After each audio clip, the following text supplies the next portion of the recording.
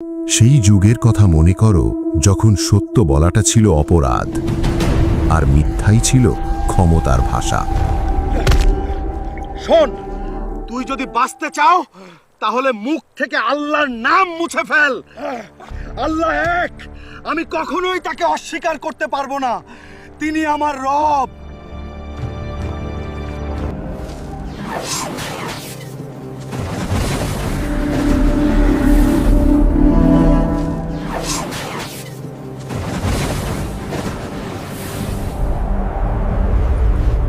ন্যায় বিচার তখন জুলুম আর শক্তির মাটির নিচে চাপা পড়ে গিয়েছিল। দুর্বল মানুষগুলো সুদের বোঝায় পিষ্ট হতে হতে দিন কাটাচ্ছিল।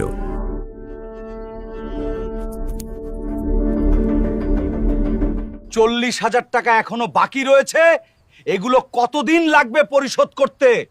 আমি তো সমস্ত টাকা দিয়ে দিয়েছি, তাহলে এখনো কিসের ঋণ রয়েছে? এটা সুদ। যত দেরি করবে ততই বাড়বে, আর না দিলে তোমার অস্তিত্ব মুছে যাবে। এটা তো অন্যায়, এটা তো জুলুম হচ্ছে। আর ঠিক এই সময় একজন রাসূলকে তার নিজের কওমের মধ্যে সহ্য করতে হচ্ছিল অবর্ণনীয় কষ্ট। তার দিকে পাথর ছোড়া হতো, ঠাট্টা বিদ্রুপ করা হতো। তোমার আল্লাহকে তো দেখাই যায় না। দেখো মোহাম্মদ কিভাবে আমাদের বোকা বানাচ্ছে, দেখো। ইবাদতের জায়গাটুকুও নিরাপদ ছিল না। কিন্তু ইতিহাস তখন এমন কিছু মুহূর্তের দিকে এগোচ্ছিল যা মক্কার পুরো চেহারাটাই বদলে দেবে।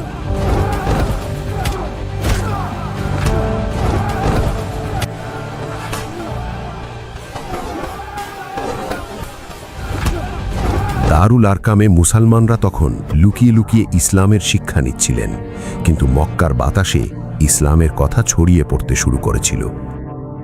আমরা এর আগে কখনো এমন কথা শুনিনি, এই কালাম কোনো মানুষের হতে পারে না।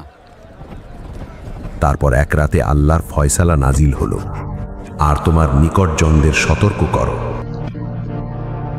রাসূলুল্লাহ সাল্লাল্লাহু আলাইহি ওয়াসাল্লাম তার কাছের আত্মীয়দের দাওয়াত দিলেন। বনু হাশিম আর বনু মুত্তালিবের প্রায় 40 জন মানুষ জমা হলো। খাবার পরিবেশন করা হলো, সবাই খেলো, কিন্তু খাওয়া শেষ হলেও পাত্রে খাবার আগের মতোই রয়ে গেল। এটা ছিল আল্লাহর পক্ষ থেকে বরকত। রাসূল সাল্লাল্লাহু আলাইহি ওয়াসাল্লাম যখন কথা বলতে উঠলেন, তখনই তার চাচা আবু লাহাব বলে উঠল, এটা কেমন জাদু? তোমার কথা আমরা কখনোই শুনবো না। চুপ থাকো মোহাম্মদ। সে মজলিসটা পণ্ড করে দিল। সেদিন রাসূল সাল্লাল্লাহু আলাইহি ওয়াসাল্লাম তার কথা পূর্ণ করতে পারলেন না। পরদিন আবার সবাইকে ডাকা হলো। এবার তিনি দৃঢ়ভাবে দাঁড়িয়ে বললেন, হে বনু হাশিম, আমি তোমাদের কাছে দুনিয়া ও আখিরাতের কল্যাণ নিয়ে এসেছি। আল্লাহ এক, তার কোনো শরিক নেই। তোমাদের মধ্যে কে আছে যে এই কাজে আমাকে সাহায্য করবে? সবাই চুপ, শুধু একজন তরুণ উঠে দাঁড়ালো, হযরত আলী ইবনে আবি তালিব রাদিয়াল্লাহু আনহু। আমি আপনার সাহায্যকারী হব। লোকেরা হাসল, ঠাট্টা করল। দ্বিতীয়বার জিজ্ঞাসা করা হলো, চুপ। তৃতীয়বার জিজ্ঞাসা করা হলো, তবুও শুধু একটাই হাত উঠল, হযরত আলী রাদিয়াল্লাহু আনহুর হাত। এই হাতটাই ছিল সেই হাত যা নবী করিম সাল্লাল্লাহু আলাইহি ওয়াসাল্লামের সাথে শেষ নিঃশ্বাস পর্যন্ত রইল। প্রতিটি ময়দানে, প্রতিটি কঠিন মুহূর্তে হযরত আলী রাদিয়াল্লাহু আনহুই থাকতেন সবার আগে। মক্কায় তখন ইসলামের নাম নেওয়াটাও বিপদ হয়ে দাঁড়িয়েছিল। আর সেই শত্রুদের মধ্যে এমন একটি নাম ছিল যার নাম শুনলে মানুষের চেহারা পাল্টে যেত।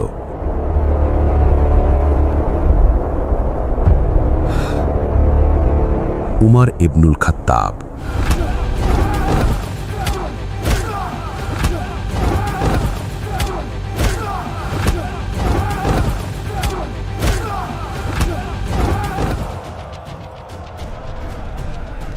এই উমরই একদিন ইসলামের সবচেয়ে বড় শক্তি হয়ে উঠবেন, কিন্তু সেটা তখনও কেউ জানত না। হঠাৎ একটা আওয়াজ ভেসে এলো, ইয়া সাবাহা, মানুষ জমা করার ডাক। এই ডাকটা ছিল নবী সাল্লাল্লাহু আলাইহি ওয়াসাল্লামের, যিনি সাফা পাহাড়ে দাঁড়িয়ে সবাইকে ডাকছিলেন। প্রতিটি গোত্রের মানুষ সেখানে জমা হতে লাগল। রাসূলুল্লাহ সাল্লাল্লাহু আলাইহি ওয়াসাল্লাম বললেন, যদি আমি বলি এই পাহাড়ের পেছনে একটা বাহিনী আছে যারা তোমাদের উপর হামলা করতে আসছে, তোমরা কি বিশ্বাস করবে?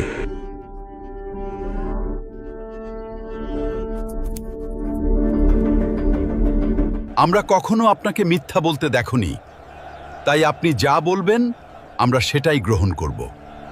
তাহলে জেনে রাখো, আল্লাহ এক, তার ছাড়া কোনো মাবুদ নেই, আর আমি আল্লাহর রাসূল। আবু লাহাবের রাগ আরো বেড়ে গেল। ধ্বংস হও, শুধু এই কারণেই তুমি আমাদেরকে এখানে জমা করেছিলে? এরপর আল্লাহ আবু লাহাব সম্পর্কে ওহী নাজিল করলেন, আবু লাহাবের দুহাত ভেঙে যাক, সে নিজেও ধ্বংস হোক, তার সম্পদ তার কোনো কাজে আসেনি, সে শীঘ্রই জ্বলন্ত আগুনে নিক্ষিপ্ত হবে। এটা শুধু জবাব ছিল না, এটা ছিল একটা ভবিষ্যৎবাণী। কুরআন খোলামেলা বলে দিল যে আবু লাহাব কখনো ঈমান আনবে না, আর সত্যি সে কুফরের অবস্থাতেই মারা গেল। এটাই কুরআনের সত্যতার জীবন্ত দলিল হয়ে গেল। এই দিনের পর থেকে ইসলামের দাওয়াত প্রকাশ্যে শুরু হলো। হক যত ছড়ালো, জুলুমও তত বাড়তে লাগল। একদিন কাবার কাছে নবী সাল্লাল্লাহু আলাইহি ওয়াসাল্লাম সিজদায় ছিলেন। কুরাইশের লোকেরা ঠাট্টা করল এবং উটের ভুঁড়ি এনে তার পিঠের উপর রেখে দিল। তিনি সিজদাতেই রইলেন, যতক্ষণ না তার মেয়ে ফাতিমা বিনতে মুহাম্মদ কাঁদতে কাঁদতে দৌড়ে এলেন, সেই নোংরা সরিয়ে দিলেন, আর সেই নির্দয় লোকদের দিকে রাগে চিৎকার করলেন, তোমরা আমার বাবার কাছ থেকে দূরে থাকো। হযরত আবু বকর সিদ্দিক রাদিয়াল্লাহু আনহু কাবায় দাঁড়িয়ে দাওয়াত দিলেন। লোকেরা তার উপর ঝাঁপিয়ে পড়ল, এত মারল যে তিনি অজ্ঞান হয়ে গেলেন। কিন্তু জ্ঞান ফেরার পর তার প্রথম প্রশ্ন ছিল, রাসূলুল্লাহর কি অবস্থা? আরেক সাহাবী আব্দুল্লাহ ইবনে মাসুদ রাদিয়াল্লাহু আনহু কাবার কাছে উঁচু গলায় সূরা আর রহমানের তিলাওয়াত শুরু করলেন। কুরাইশ তার উপর হামলা করল, মারল, কিন্তু তিনি থামলেন না। এটাই ছিল সেই যুগ, সত্য বলা ছিল জীবন দেওয়ার সমান। তবুও এই মানুষগুলো মাথা নত করেননি। কুরাইশের সর্দাররা আবু তালিবের কাছে এলো। তোমার ভাতিজাকে থামাও, না হলে আমরা নিজেরাই তার সাথে হিসাব করব।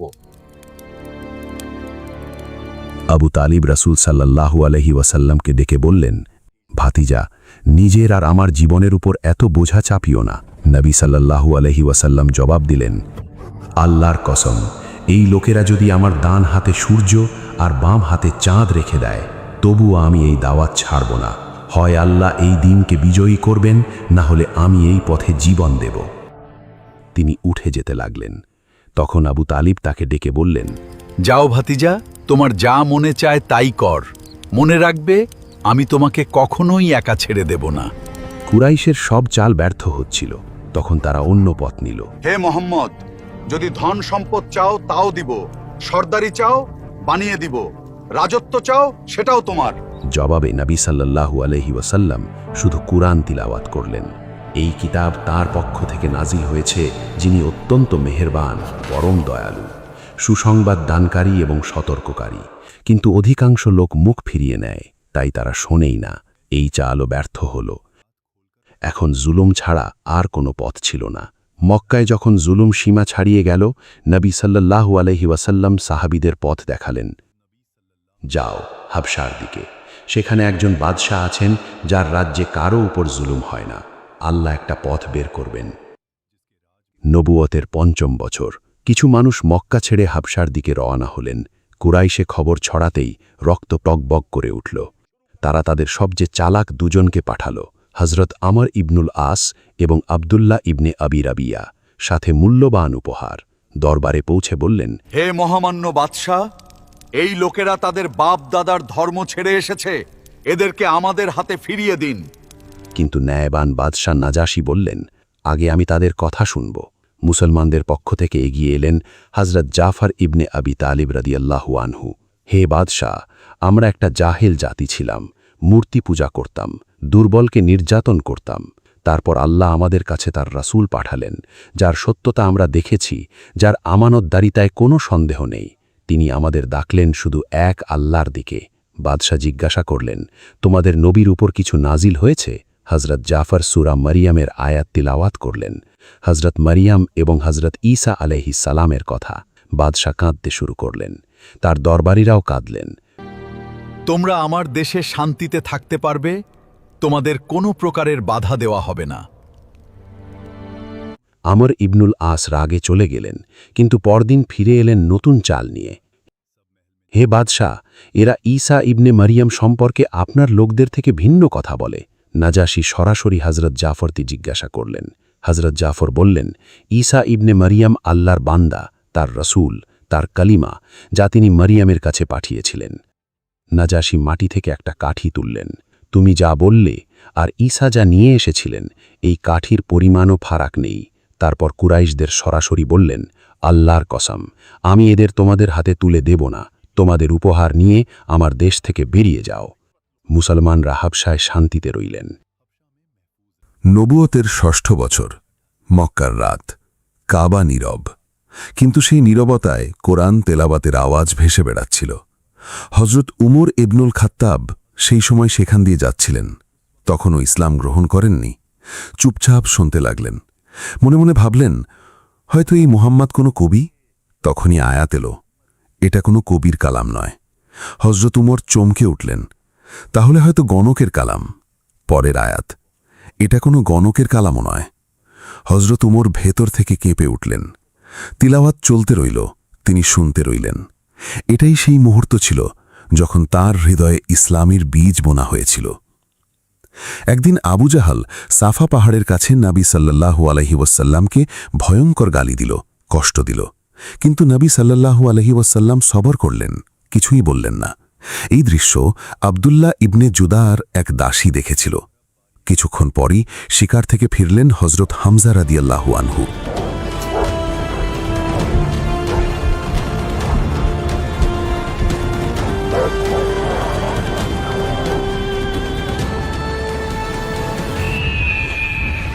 কুরাইশের সিংহ, যার তীরের নিশানা কখনো চুকত না।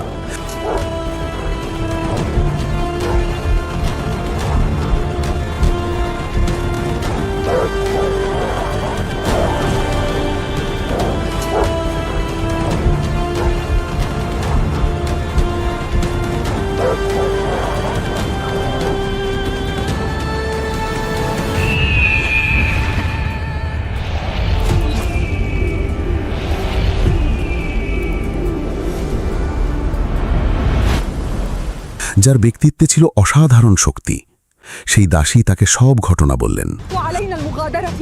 হজরত হামজার রক্ত টকবক করে উঠল। সরাসরি গেলেন সেখানে যেখানে আবু জাহেল তার লোকজন নিয়ে বসেছিল।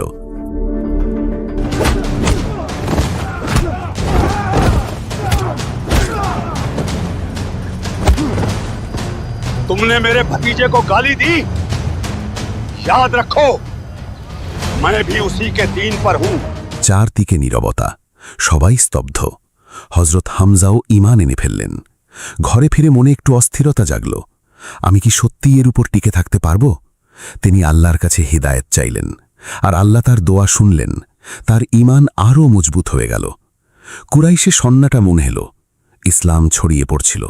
কিন্তু এটা ছিল শুধু শুরু। মক্কার গলিতে ভেতরে ভেতরে একটা ঝড় উঠছিল, আর সেই ঝড়ের মধ্যে একটা নাম উঠে আসতে চলেছিল, ওমর ইবনুল খাত্তাব।